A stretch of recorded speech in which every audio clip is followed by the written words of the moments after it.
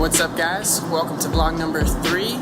I'm already at the casino. I'm gonna make some money tonight. I'm gonna run good, and this vlog losing streak is definitely coming to an end, so let's go get it.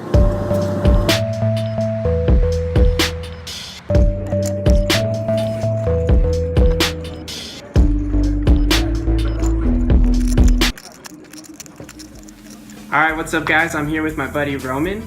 This is my favorite guy to go over hands with. He's a really good player. He's really smart. What's up, man? How's it going? Thanks for having me on here. I love to talk about poker. Obviously, we do all the time at work, so this is fun. This is gonna be fun. All right, right on. Why do you play poker? So initially, my grandpa was actually a blackjack dealer in Vegas for 35 years. So growing up with my family, like every get-together was just you gamble. We play like poker with dimes and nickels and like not even chips. My grandpa just had a jar of like coins. He would just pass it, so we'd always play. So I remember being a little kid and growing up and like not counting down to like a drink or anything, but just like wanting to gamble and play poker. So I guess it's kind of a family thing. I've just always stuck with it since then. It runs in the blood? Yeah. That's understandable. It for does. Sure.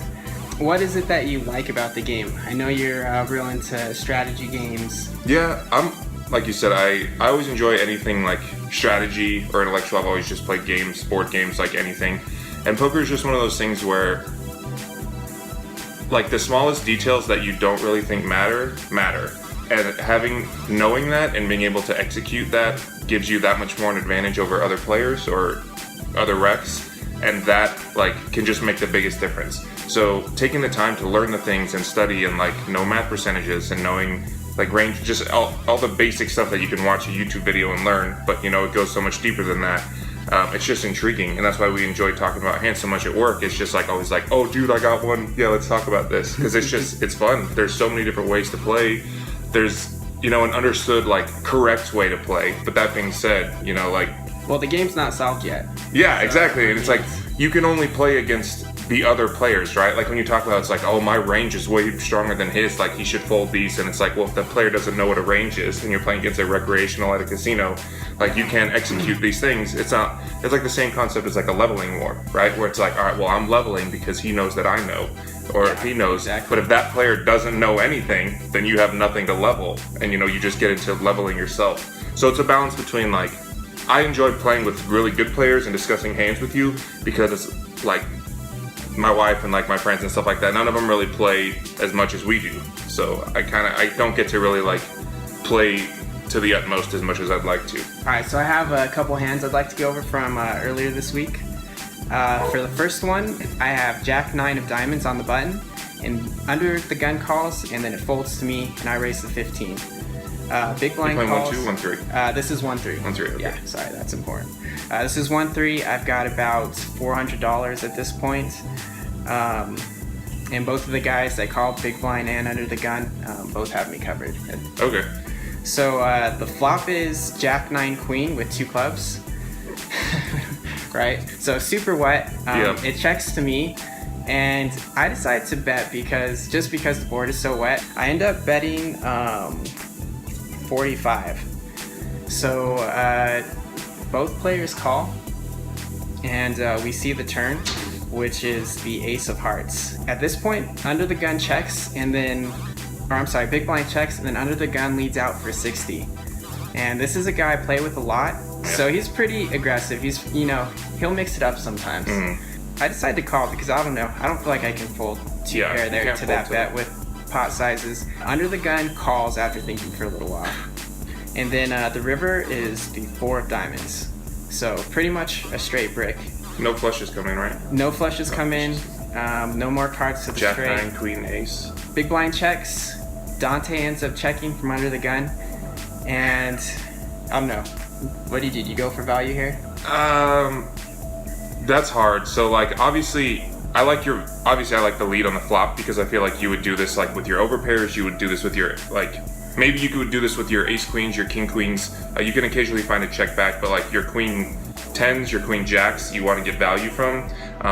So I think checking there is too exploitable. You don't want to give a free card to the turn when the board's that wet. So as scary as it is, I do definitely like betting out on that flop. The turn, that's interesting that he would choose to lead out on an ace because a lot of that really hits your range. So what is he trying to say? The only thing that I could think of is him leading that out is if he like smashed the flop or he did have king 10 and then he thinks that that's so likely part of your range that him leading out is going to get you to call with like your ace 10s that you might have checked back now that you pick up equity.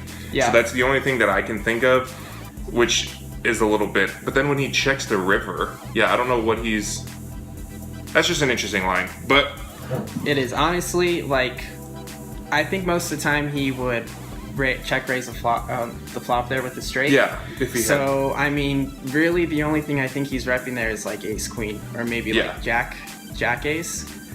I would just be happy getting to showdown with this. I don't know if you win that often, but the thought of trying to turn your hand, two pairs is a pretty decent hand, and thinking about trying to turn a hand with that much equity like into a bluff, I think is a little. Yeah, I decided not to bet because how many worse hands are going to call me there? Yeah, exactly.